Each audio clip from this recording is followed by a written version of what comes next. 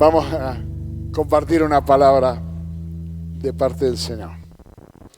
¿Cuántos están contentos de estar en la casa del Señor hoy? Amén. ¿Sabe cuánta gente quisiera estar aquí? Me acuerdo durante un tiempo que teníamos un programa en Radio Evangelio allá en Beiró y General Paz, y los días viernes salíamos a las 20 horas y la mayor cantidad de llamadas telefónicas que teníamos la teníamos de la cárcel de Villa Devoto, de los internos de la cárcel de Villa Devoto que pedían permiso para pedir oración a nuestro programa. Y el hermano que los atendía por teléfono, yo estaba con otro hermano que hacíamos la locución del programa, y había uno que atendía el teléfono. El que atendía el teléfono, hermano, terminaba el programa quebrantado, destruido por las cosas que le contaban. O sea, porque él nos traía los pedidos de oración y nosotros hacíamos la oración al final del programa, pero él los escuchaba uno por uno a todos los que llamaban. ¿Y cuánta gente hay que quisiera estar con nosotros ahí? Compartir con nosotros, y están privados de la libertad, algunos privados por alguna enfermedad, otros cautivos por algún error que cometieron en el pasado, otros prisioneros de una adicción, prisioneros de una vida que se les escapa de las manos, que no la pueden manejar, pero el Señor nos ha hecho libres por medio de su sangre. Al haber derramado su sangre por nosotros en la cruz, nos hizo libres y nosotros gozamos de esa libertad. Y una forma de estar agradecido por esa libertad que hemos recibido de parte del Señor es venir y adorarle. Venir y adoremos. Mi papá me decía, gustad y ved lo bueno que es el Señor. Me gusta porque ese salmo dice, gustad y ved. Es decir, que al Señor lo podemos saborear. O sea, en la presencia del Señor podemos sentir el sabor de la gracia, de la dulzura, del amor que Cristo tiene para con nosotros. ¿Cuántos tuvieron un año bravo en el 2025? Puede levantar la mano, el pie, la oreja, lo que quiera. Varias cosas bravas. Dicen que entre las cosas más estresantes y difíciles de sobrellevar están las mudanzas, están perder un trabajo, están los duelos, las personas que parten fallecidas. Así que yo este año no me olvidé de ninguna. Alguna incluso la repetimos por la duda, por si no había sido suficiente el estrés, las tuvimos todas. Pero pensando en estas cosas, a la noche me quedé dormido el día martes, si no me equivoco. El miércoles a la mañana teníamos que hacer unos trámites con Marga muy importantes. Y yo cuando tengo mucha actividad al día siguiente, por una condición natural que tengo, que no puedo evitar, me cuesta mucho dormir. Porque tengo millones de cosas en la cabeza todas juntas. Eso es una orquesta que no tocan toda la misma canción, así que no sabes lo que suena. Y pensando en todas estas cosas me quedo dormido, pero más de cansancio que de otra cosa. Y a eso de las 2 o 3 de la mañana aproximadamente, escucho la voz clara, una voz del Señor que me dice, ¿qué estás mirando? Yo estaba dormido. Si hubiera estado mirando la tele o hubiera estado con la tablet, hubiera pensado que Dios me estaba hablando de distracciones, ¿no? De distracciones mundanas, de las cosas que... No, pero entendí que era mucho más profundo. Pero fue muy claro. ¿Qué estás mirando? Así que me levanté y me fui a orar. Me fui al comedor. Ahora que estaba en un departamentito, me levanté, hice 2 pasos y estaba en el comedor. Antes me iba en patineta al comedor, pero ahora estamos ahí nomás. Así que me fui, me arrodillé ahí y el Señor me empezó a hablar. Y entonces entendí que es un mensaje para la iglesia, que es para mí, pero yo soy parte, digamos, pero también para ustedes, porque hay algo que el Señor ha notado, que no estamos mirando las cosas como las tenemos que mirar.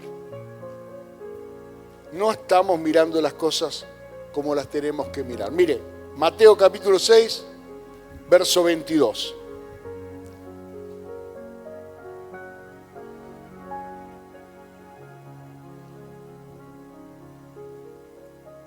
¿Lo encontró?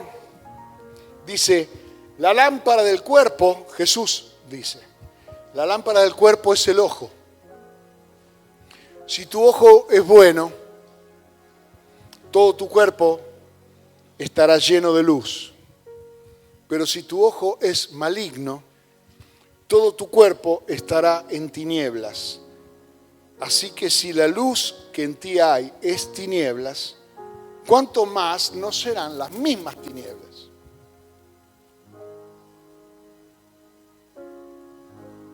Bien, me parece muy bien, está bien. Lucas capítulo 11, verso 34, para verlo desde de la forma en que Lucas lo explicó, estamos hablando de estas son palabras de Cristo, amén. Dice, la lámpara del cuerpo es el ojo. Cuando tu ojo es bueno, también todo tu cuerpo está lleno de luz. Pero cuando tu ojo es maligno, también tu cuerpo está en tinieblas. Mira pues, no suceda que la luz que en ti hay sea tinieblas. Así que si todo tu cuerpo está lleno de luz, no teniendo parte alguna de tinieblas, será todo luminoso, como cuando una lámpara te alumbra con su resplandor. Padre, en el nombre de Jesús, te pido, Señor, que des oídos atentos y un corazón abierto para entender esta palabra que puede cambiar las vidas. Padre, en el nombre de Jesús, háblanos, Señor, que tu pueblo te oye. Amén. Amén. Hermano, de la forma en que mires, tu vida se llenará. Si estás mirando las cosas negativas, tu vida se llenará de negatividad.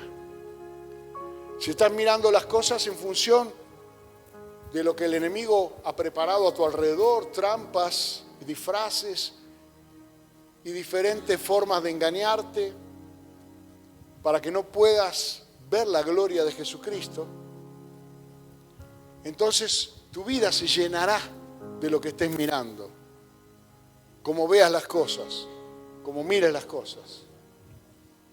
Si mirás, por ejemplo, tu trabajo de una forma negativa, pues entonces todo tu comportamiento se tornará negativo. Probablemente no puedas conservar ese trabajo o sufras mucho yendo a trabajar todos los días al mismo lugar, lo cual no es algo que realmente Dios quiera. Si miras a tu familia de forma negativa y lo que estás viendo de tu familia es el problema de tus hijos rebeldes, el problema de una esposa que no se sujeta o de un esposo que tiene vicios y lo estás mirando y estás poniendo tu atención en eso y es eso tu enfoque, pues entonces toda tu vida se llenará de lamentaciones, toda tu vida se llenará de queja, toda tu vida se llenará de depresión, de angustia, de todo lo que significa lo que ese plan del enemigo quiere causarte daño y desviarte para que no veas al Señor. El apóstol Pablo escribe en la carta a los Corintios, el príncipe de este mundo, que usted sabe, Satanás el diablo, ha cegado el entendimiento de los incrédulos para que no les resplandezca la gloria de Jesucristo, ¿no? Es decir que Satanás es un ciego. Satanás vive en la oscuridad. Y es en la oscuridad donde radica su poder. Si él consigue meterte en la oscuridad, él ahí tiene autoridad sobre tu vida. Él está acostumbrado a andar en tinieblas. Él está acostumbrado a moverse en la oscuridad y es ahí donde está su principado. Pero Cristo vino para que nosotros conozcamos a la luz del mundo. Dijo, yo soy la luz del mundo. El que está en mí no andará en tinieblas jamás, sino que tendrá la luz de la vida. Es decir, que podrá ver las cosas como Dios las ve. Porque Dios es luz y ninguna tinieblas hay en él, dice Juan en 1 Juan. Y el que dice que está en luz debe andar como Él anduvo. Así que hay una enorme diferencia entre el Hijo de Dios y el hijo de este mundo. El hijo de este mundo anda en tinieblas porque Satanás ha entenebrecido el entendimiento de los incrédulos para que no le resplandezca Jesucristo. ¿Ok? ¿Quiere que le busque el versículo o me cree? Es 1 Corintios capítulo 4. Pero Jesús dijo, yo soy la luz del mundo. ¿Cuántos saben que es verdad? Yo me acuerdo en la casa de mi abuelo había un faro, ¿no? Había un cuadro. Mi abuelo no sabía ni leer ni escribir, pero compraba, se ve que en la iglesia se vendían cuadros pintados a mano de los hermanos. ¿Se imaginan? Estoy hablando cuadros que tenían, no sé, 70 años ahí. Y uno de los que tenía era un faro y decía, yo soy la luz del mundo. Yo cuando iba a la casa de mi abuelo miraba, yo soy la luz del mundo. Y era eso lo que veía, no había un cuadro, no había un paisaje, no había... Todos los cuadros que el viejo tenía eran palabras de Dios, eran fragmentos de la palabra de Dios.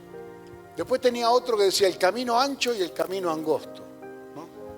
Y en el camino angosto, muy angosto, iba un tipo, pobrecito, y en el camino ancho iban todos de fiesta, iban todos bien vestidos, qué sé yo, pero el ancho terminaba en el infierno y el otro iba al cielo. Yo de chico me paraba y miraba y decía, bueno, taparía al cielo, hay que ir muy apretado, ¿no? Pero para ir al cielo, digamos, necesitamos tener luz. Y es importante corregir el foco. Y de eso quiero hablarle en esta noche. Hay un pasaje que yo lo pasé por alto muchas veces, pero que luego tomó mucho sentido para mí. En una oportunidad Jesús le pregunta a los discípulos, ¿qué dice la gente que soy? Mateo capítulo 16. ¿Qué dice la gente? ¿Qué es lo que la gente... ¿Cuáles son las observaciones de la gente? Podríamos decirlo. ¿Qué es lo que está viendo la gente en mí? Amén. ¿Cuál es la lectura que la gente hace de mí? ¿Qué vieron? Y entonces los discípulos empiezan a decirle, unos dicen que sos Juan el Bautista que resucitó, pensamiento bastante retorcido ese. Otros dicen que sos uno de los profetas del antiguo pacto, Jeremías, que todas cosas muy raras. Y Jesús dice, perdón, ¿y ustedes cómo la ven ustedes? Y entonces Pedro le dice, tú eres el Cristo, el Hijo del Dios viviente. Bienaventurado, le dice Jesús a Pedro, eres Pedro, porque esto no te lo reveló sangre ni carne, sino mi Padre que está en los cielos. ¿Qué es revelar? ¿Qué es revelar? Es sacar el velo, es descubrir cuando algo está tapado. De repente usted ve un monumento ahí que está tapado, una de dos, o es el monumento al fantasma o debajo hay una estatua. Cuando le sacan el velo, ahí ve qué prócer es. Se revela a quién le edificaron esa estatua. Se revela. Y acá Jesús lo que está diciendo es que los hombres de este mundo lo miraban a Él según sus conocimientos, según sus prejuicios, así lo veían. Pero Pedro había tenido una revelación, es decir, que había visto algo que los demás no habían visto. Tú eres el Cristo, el Hijo del Dios viviente. Es decir, que Pedro en ese momento expresa una mirada diferente. Pero enseguida Jesús empieza a decir, bueno, yo te digo que tú eres Pedro, sobre esta piedra edificaré mi iglesia, las puertas del Hades no prevalecerán contra ella, a ti te daré la llave del reino de Dios. Está hablando de la iglesia, dando una progresión de cosas de la iglesia. Jesús entra, a partir de la revelación de Pedro, entra en una catarata de revelación espiritual impresionante, y cuando entre todas las cosas maravillosas que Jesús está diciendo menciona su resurrección, a Pedro se le caen los anteojos de la revelación. Dice, pará, ¿qué está diciendo? Y cuando resucite de los muertos voy a hacer... ¿Qué? No digas eso. Es más, lo quiso sacar aparte de Jesús para... Ya empezó a hablar macana Jesús. ¿Qué está diciendo? ¿Y qué le dice Jesús a nuestro amadísimo Pedro? Pero él volviéndose, Mateo 16, 23, le dice a Pedro: quítate de delante de mí, Satanás. Me eres tropiezo, porque no pones la mira en las cosas de Dios, sino en las de los hombres. Haciendo un análisis de esta situación, podemos decir que cuando alguien mira, solamente pone la mira en las cosas de los hombres y se olvida de mirar las cosas de Dios, se transforma en un adversario, en un enemigo de Dios. Y no hay concesiones, quítate. No negociemos. No me vengas a ver, bueno, no. Si estás mirando las cosas de los hombres, no te quiero escuchar. Es un tropiezo. Imagínense si es un tropiezo para Cristo. Que le diga a Pedro, no hables de eso. Imagínense cuántas veces viene el enemigo a traernos un tropiezo a nosotros para hacernos ver las cosas como la ven los hombres. Mayormente toda la información que nosotros recibimos son mirada de hombre. Y las pocas cosas que vemos con los ojos de Dios, las vemos en la palabra de Dios. La vemos en el momento de adoración, la vemos en el momento de comunión con los hijos de Dios. El resto del tiempo estás consumiendo tropiezo. Y estás consumiendo una mirada que es adversaria, que es enemiga de Dios. Entonces de repente ves un problema y ese problema lo mirás con los ojos del hombre. Esta persona está enferma. ¿Cómo lo miro? El ojo del hombre diría, bueno, vamos a tratar de cuidarlo. Por supuesto, está muy bien. Pero esta enfermedad es terminal. ¿Qué hacemos? El testamento. Pero los ojos de Dios dicen que Él llevó sobre su cuerpo todas nuestras enfermedades y que por su llaga fuimos nosotros curados. ¿Me pongo los anteojos de Isaías o los del mundo? ¿Cómo miro las cosas? ¿Cómo miro mi economía, mis finanzas? ¿Cómo hago cuentas? ¿Con la calculadora de la tierra o con la calculadora del cielo? Donde el cielo, por ejemplo, dice en Isaías 40 que Dios multiplica la fuerza del que no tiene ninguna. Aquí abajo en la tierra, la matemática, todo lo que se multiplica por cero da cero. Se ve que en el cielo no. Porque ninguna multiplicada por cualquier cosa, aquí en la tierra da ninguna. Pero justamente donde hay ninguna, es donde Dios manifiesta su poder. Donde dice que el poder de Dios se perfecciona en nuestra debilidad. Se lo dijo a Pablo. Pablo dijo, necesito que me quites este dolor continuo, este sufrimiento continuo. Y él dijo, no. Conformate con lo que has recibido, porque ese dolor continuo te perfecciona mi poder sobre tu vida.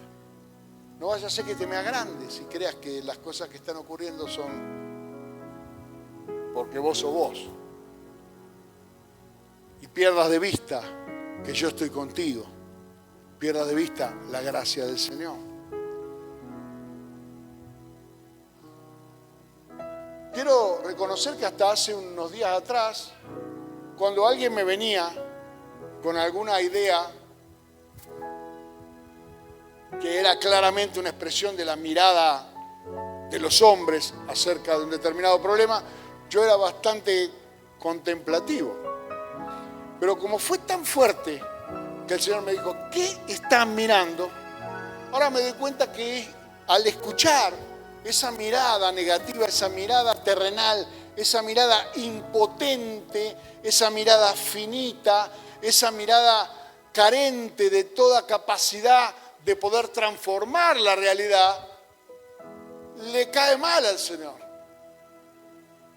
Porque debilita, erosiona, lastima tu fe, no te permite avanzar, porque seguís viendo las cosas como la ven los hombres, siendo que el Espíritu Santo ha sido derramado sobre nosotros para que nosotros podamos ver las cosas como Dios las ve. Un día, para poder explicarle a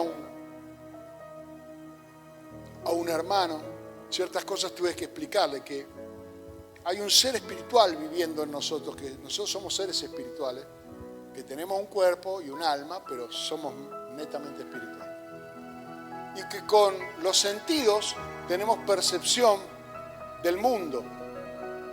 Es decir, yo con lo que veo, lo que oigo, lo que toco, el tacto, el olfato, tengo percepción del mundo que está a mi alrededor, es decir, los sentidos del cuerpo. Con el alma, yo tengo percepción de mí mismo. Estoy feliz, estoy triste. Con esta persona me quiero juntar, con este no. Es decir, mi alma me da cierto sentido de personalidad, de identidad, de quién soy, mi voluntad, mis emociones, mi mente. Pero en el espíritu es la única forma en la cual yo puedo percibir a Dios, porque Dios es espíritu. Entonces las cosas de Dios me sacan de lo netamente natural y me sacan de una forma tal que en Hebreos 4:11 dice que la palabra de Dios es como un instrumento cortante que separa el alma del espíritu, que separa lo que es emocional de lo que es realmente espiritual, que si es espiritual proviene de Dios y tiene otra forma de manifestarse a nuestras vidas. Pero lógicamente que si percibimos que una persona en el mundo puede perder el sentido de la vista y andar a tientas, también puede perder el sentido del espíritu y caminar en el mundo espiritual en tinieblas cuando tenemos un Dios que es la luz del mundo. Y el que está en mí no estará en tinieblas.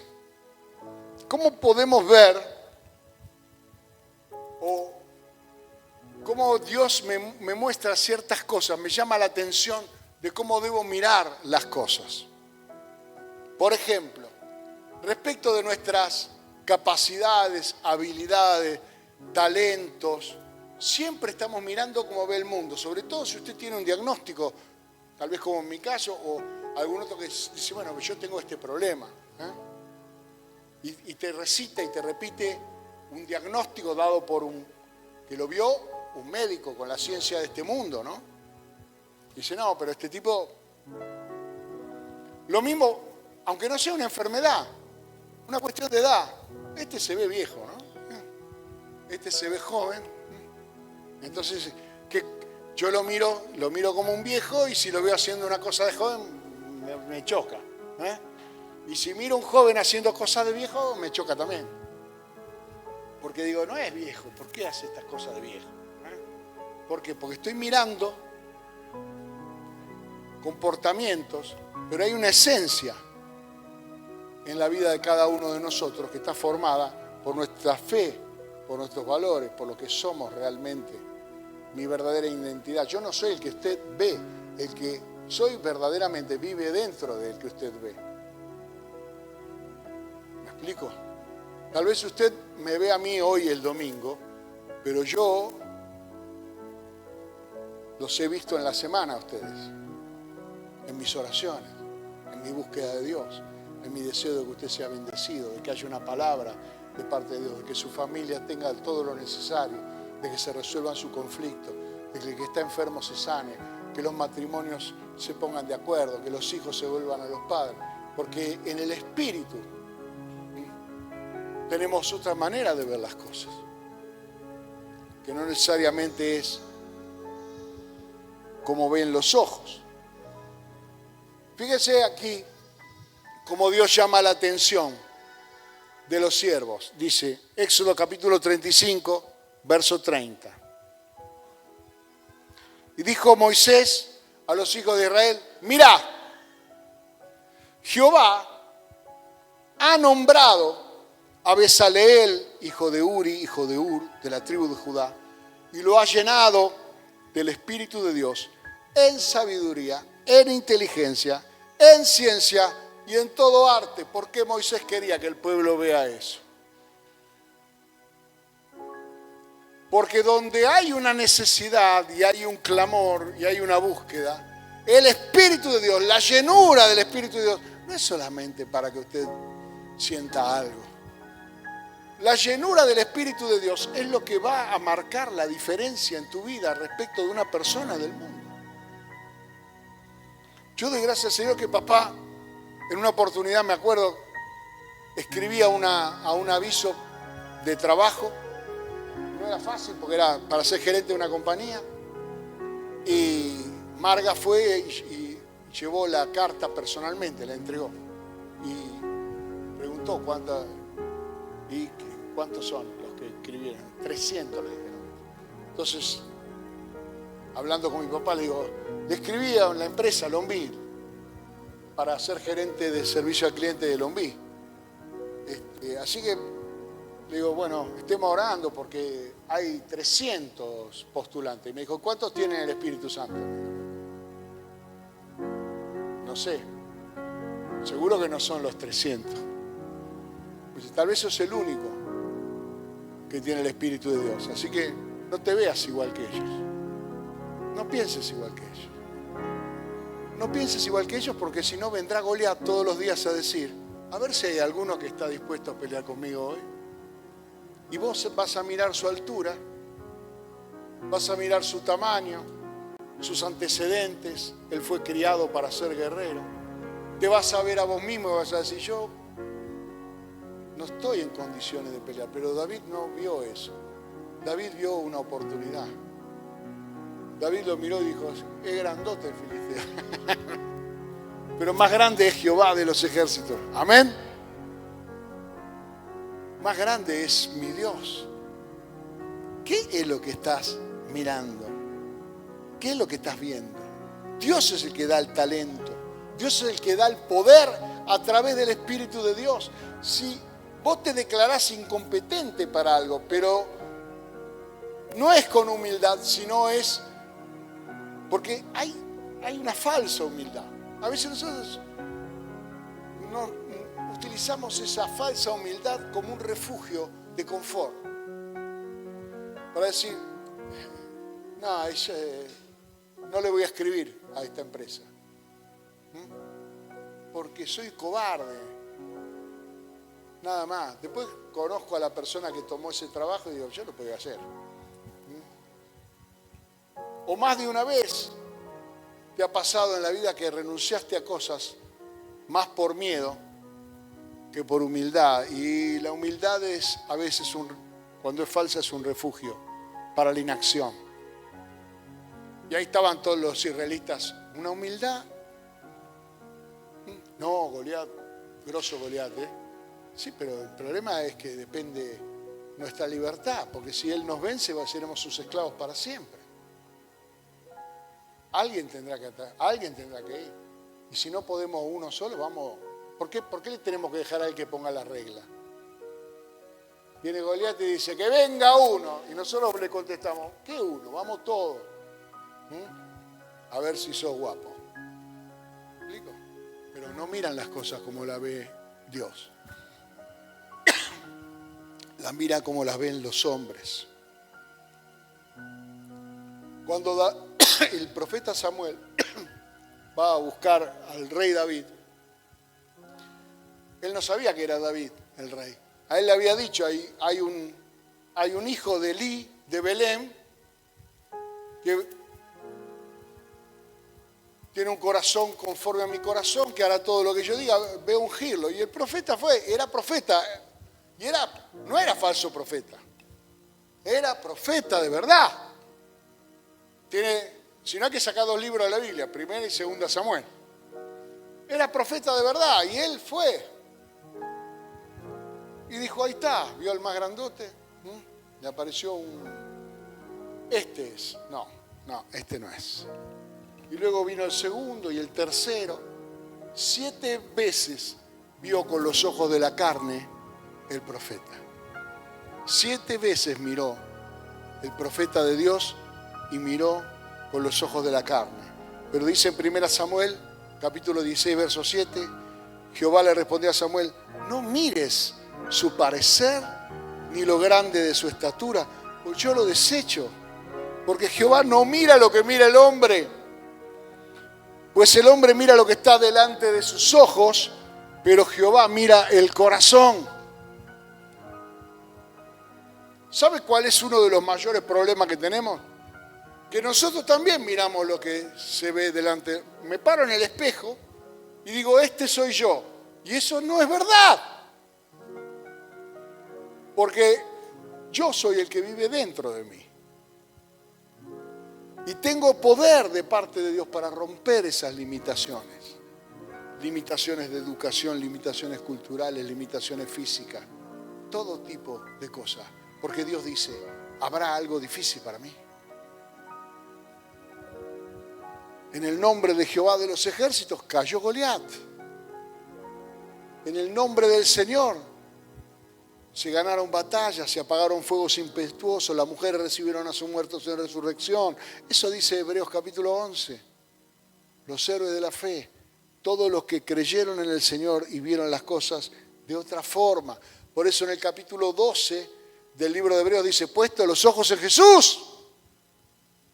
¿Qué están mirando? Puesto los ojos en Jesús, el autor y consumador de la fe, el cual por el gozo puesto por delante menospreció lo oprobio. ¿Entiende? ¿Qué es lo que hizo Jesús? Miró más allá de la cruz. Miró el día de hoy. Miró tu salvación, mi salvación. Miró su gloria derramada en la tierra. Sí, la cruz era lo más cercano, pero por el gozo puesto la menospreció. No le dio el valor que los hombres le daban a eso. Jesús le dijo a los discípulos, qué preocupados que están por la que van a comer o por la ropa que se van a poner. Dice, mirad las aves del cielo, Mateo 6, 26, miran, las aves del cielo. No siembran, no ciegan, no recogen en granero, y vuestro Padre Celestial las alimenta. ¿No valéis vosotros mucho más que ellos? Es decir, si mirás con los ojos del mundo, te devaluás, te desvalorizás, te deprimís, te sentís indigno. Pero si Dios a las aves del cielo las alimenta, cuando Él nos dio el cuerpo, ¿no es más valioso el cuerpo que la ropa? ¿Usted me cambiaría un brazo suyo por una camisa? Aunque sea de buena calidad. Porque el cuerpo vale más que el vestido, vale más que el alimento. ¿Me vendería una pierna por un asado? No haría eso. Porque el cuerpo vale más que el alimento. Y si el Dios que te dio lo más valioso, ¿cómo no te dará también las demás cosas? ¿Cómo no te dará las demás cosas? Pero si vos estás mirando todo el tiempo el home banking, ¿cuánto quedó ahí? ¿Cuánto hay? Si la tarjeta no la venís pagando y te están cobrando intereses y estás mirando ahí, yo digo pagala, pero no puedes ser esa la visión de tu vida, ¿no? Eso no es lo que sos. Eso no es lo que sos. Hay que cambiar la manera de ver las cosas. Dios como proveedor, como creyentes.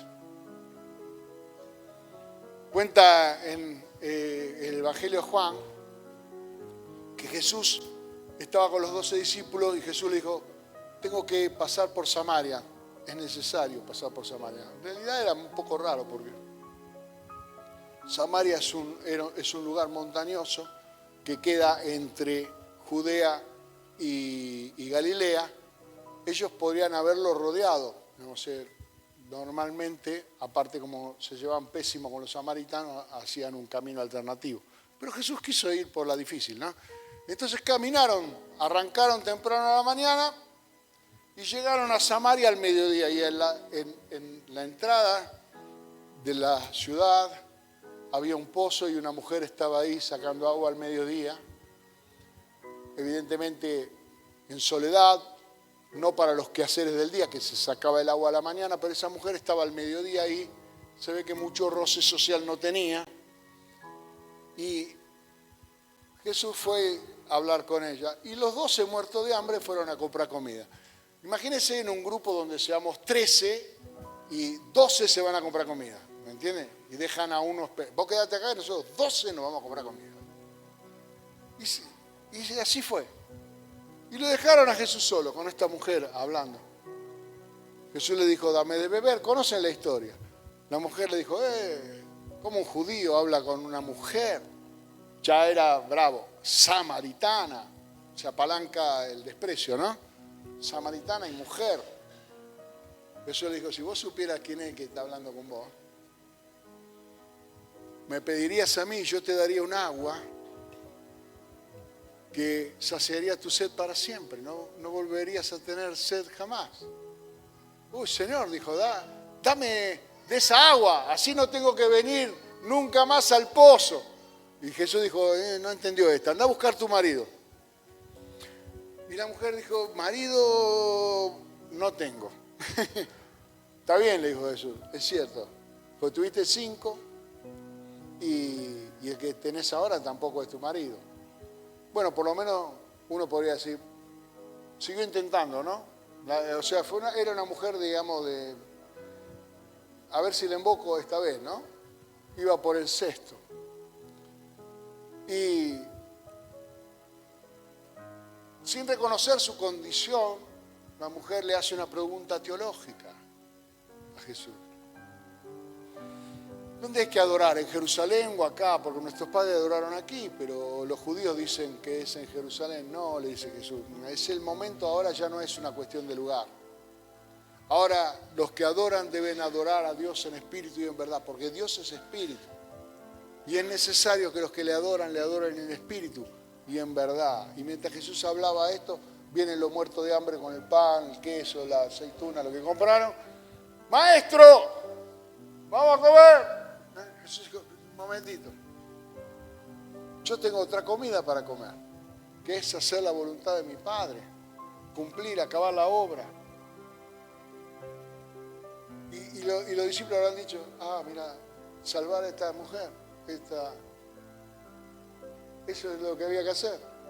Mientras tanto la mujer se fue, pero Jesús le dice, alzad los ojos, mirad. Ustedes dicen, faltan 4 meses para que llegue la siega. Juan 4:35. Y aquí os digo, alzad vuestros ojos y mirad los campos, porque ya están listos para la siega. Si vos no levantás la mirada para ver lo que Dios está viendo, vos no estás viendo tu parte en el plan de Dios. Tu parte en el plan de Dios no es comer, beber y pasarla bien. Tu parte en el plan de Dios es levantar la cosecha para el Señor.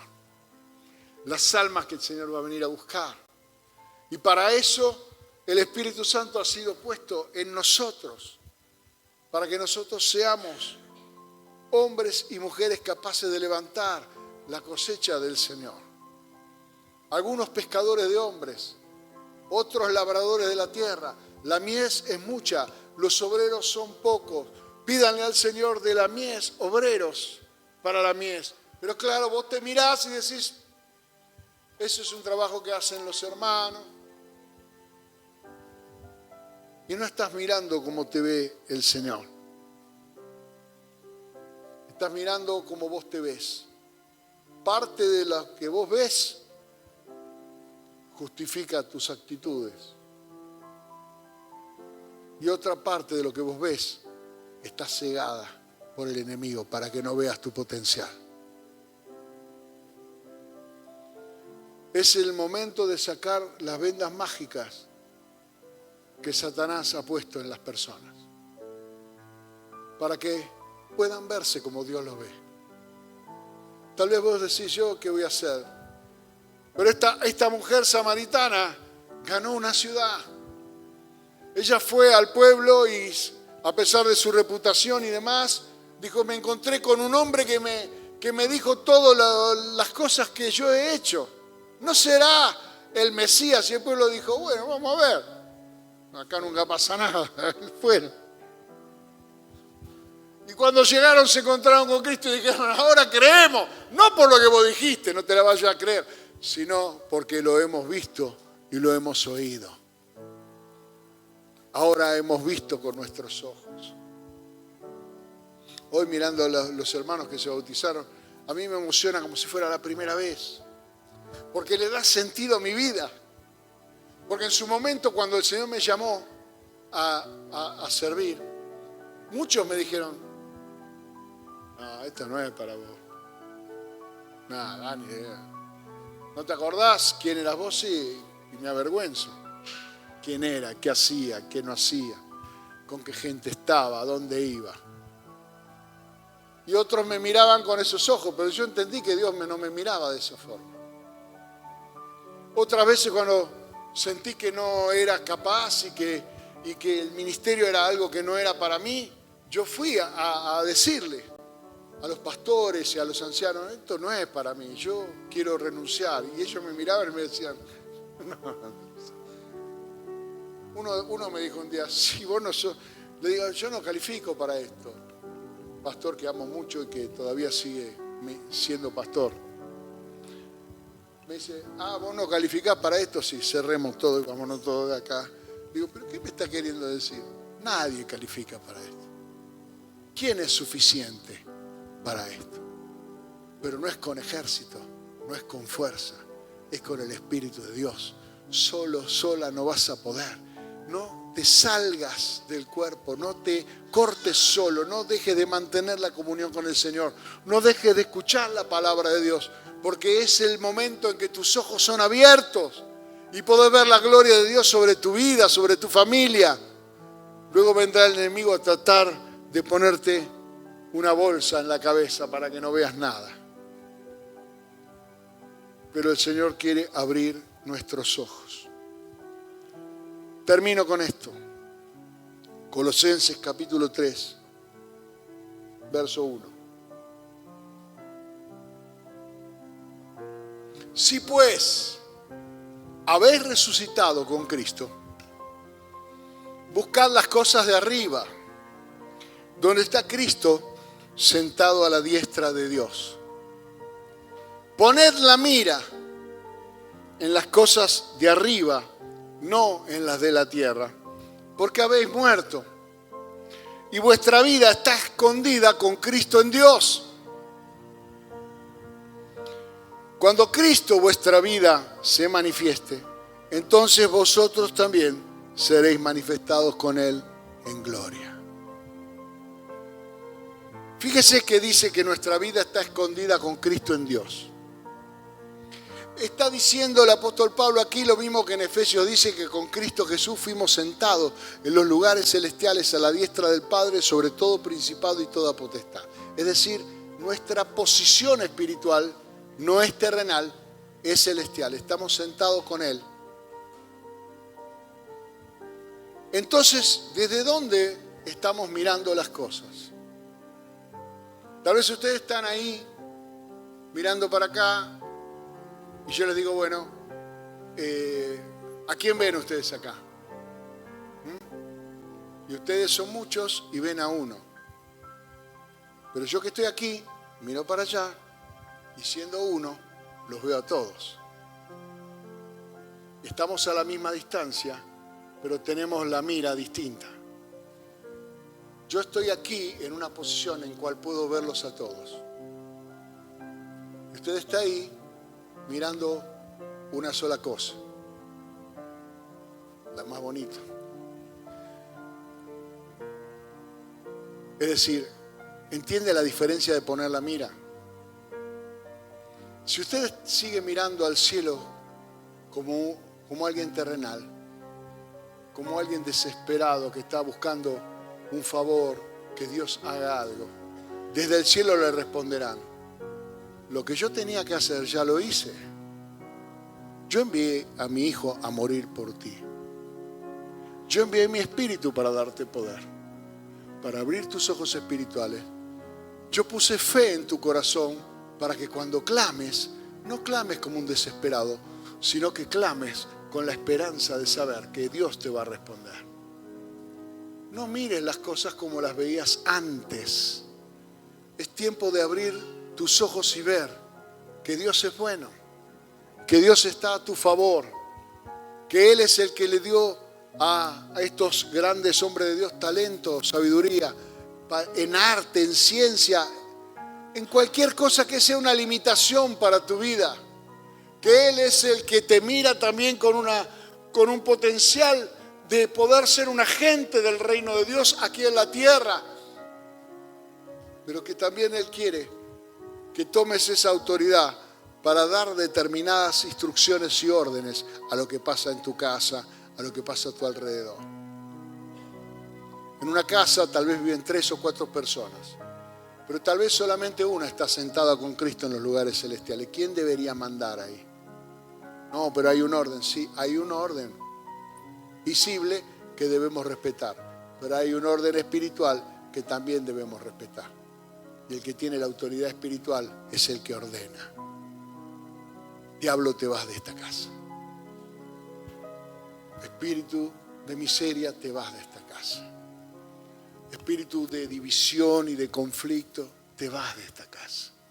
Y si yo tomo la autoridad espiritual, parado o sentado, mejor dicho, en la posición en la que Cristo me sentó, el diablo sabe que no puede desobedecer. No puede desobedecer cualquier orden que venga en el nombre de Jesucristo.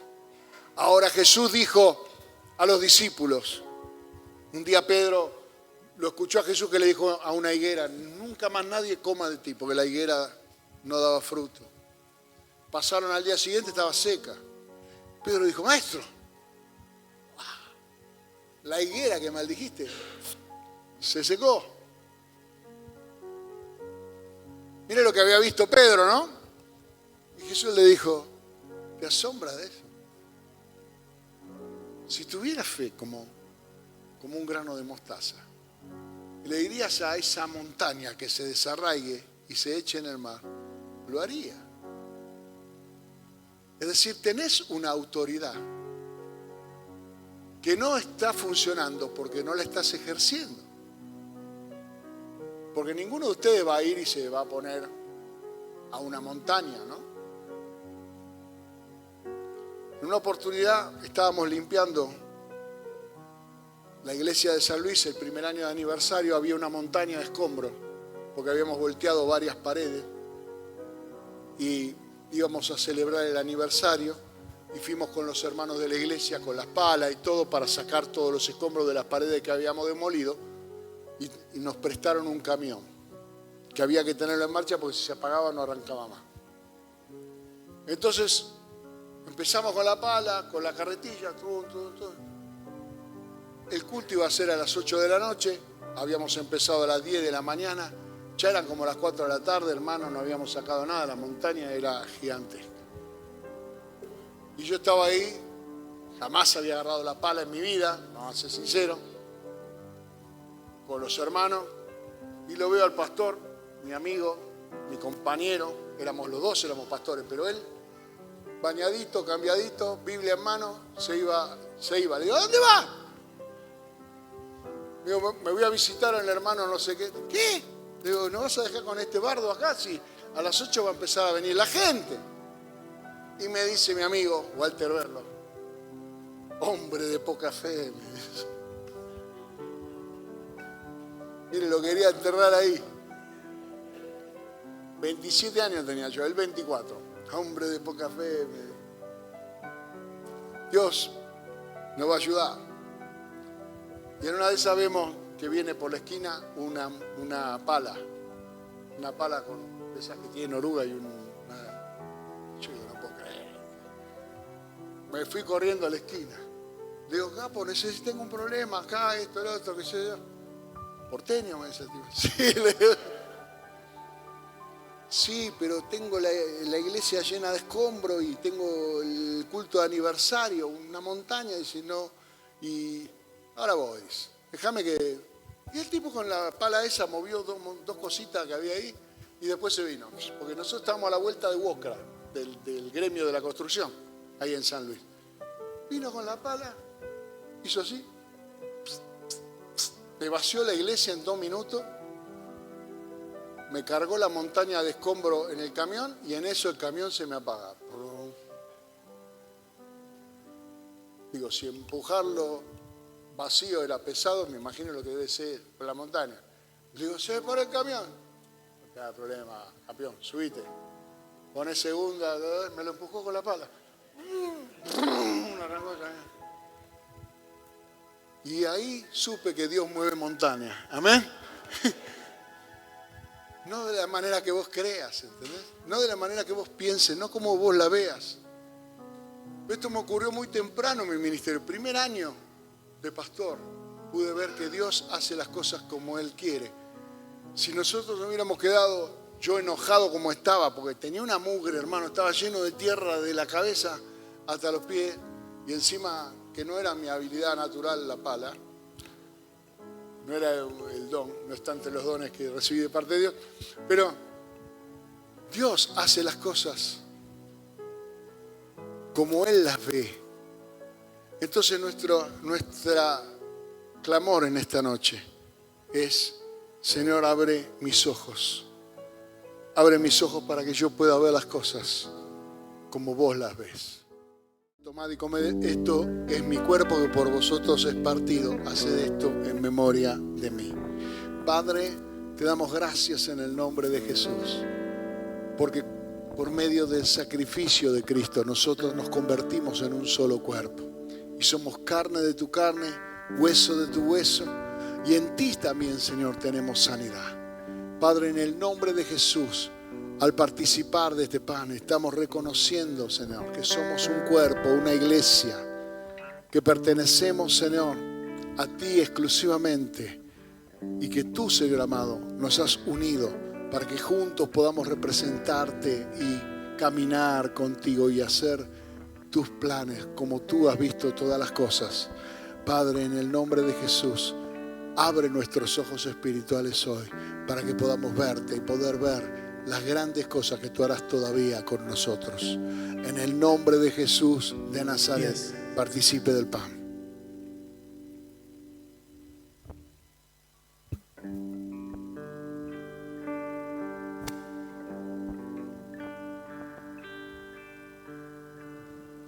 Después de haber cenado, tomó la copa, dijo, bebed de ella todos.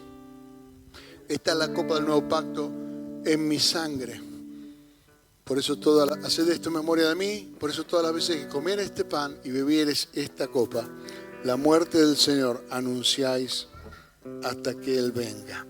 Señor, te damos gracias en el nombre de Jesús, porque tú, Señor amado, nos limpiaste de nuestro pecado y nos compraste a un precio tan alto, nos hiciste dignos y somos pertenencia tuya, Señor, limpios pero también comprados por precio.